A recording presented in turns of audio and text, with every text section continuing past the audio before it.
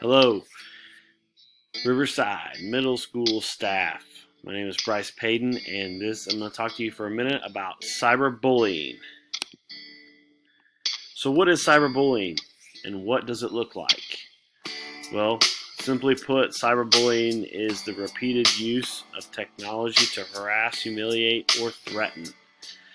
And some simple forms of the cyberbullying would be exclusions, any sort of harassment, outing or public humiliation, cyber stalking, impersonating, creating fake profiles, dissing or damaging reputation, trickery, trolling, or even catfishing. So some staggering statistics that I came across. The percentage of schools or principals reporting daily and weekly cyberbullying increased from 7.9% in 2010 to 12% in 2016. The percentage of schools with principals reporting monthly cyberbullying increased from 9.4 in 2010 to 14.9 in 2016. It's such a big jump.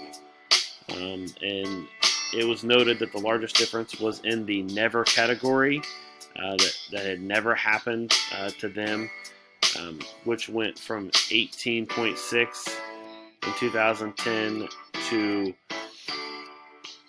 19.1.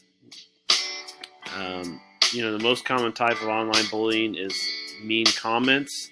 That was by 22.5% of students. And this was the most staggering for me, was that 7 in 10 young people experienced cyberbullying before they hit the age of 18. So why are our kids getting cyberbullied and bullied? Appearance, academic achievement, race, sexuality, financial status, or religion. So what are some of the effects of this? What are some of the things that come from this?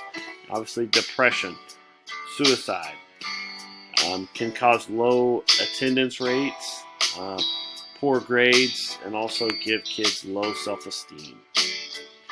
What to look for? Some things to look for. Students have the history of negative that have a history of negative home lives, more susceptible of being bullied online. Young women are being targeted at higher rates than boys. And truth is that most of the time, parents and teachers aren't really aware of what's going on. Kids don't want to talk about it if they are being bullied. So what are some school policies and some laws? First off, it can't be ignored. Every case is different. We need to treat every case in our school that with an open book and treat it like the way it should. The notion that schools must respond to behavior that takes place off campus and online may seem like a tall order, but schools are coming to understand that bullies don't just attack in the cafeteria or the playground. This is so true.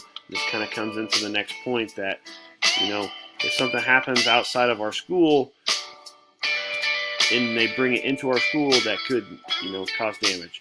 And like I said, the court made it clear that schools do have the authority to discipline students when speech articulated or behavior committed off campus results in clear disruption of the school environment.